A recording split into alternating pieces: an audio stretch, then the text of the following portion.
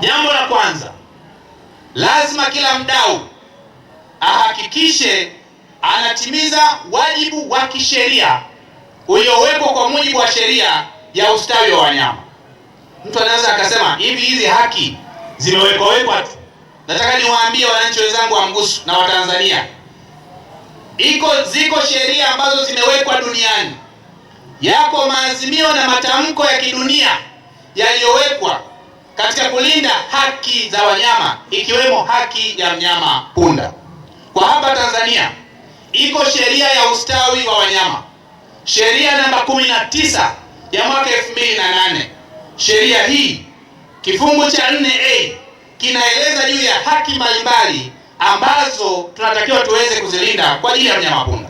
Nami naomba niwasomee haki hizo ili tukitoka hapa twende tukazingatie.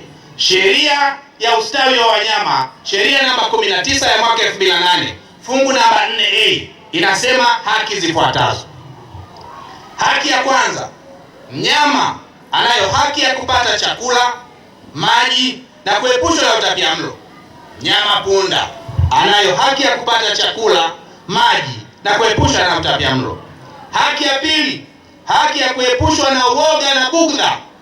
Tusiwajengee punda wakawa na hofu kwa vipigo vingi ambavyo tunawapa ama mazingira yasiyokuwa rafiki ambayo tunawatengenezea. Naitwa Dr. Shaban Tozo, ninatokea Wizara ya Mifugo na Uvuvi.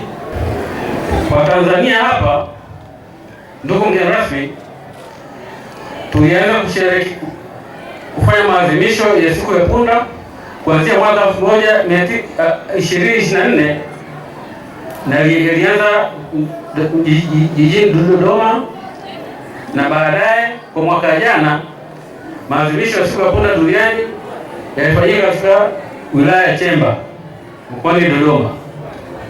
Na baada ya hapo sasa, Mheshimiwa Waziri pamoja na management ikaridhia maadhimisho ya mwaka huu yafanyike mkoani Geita.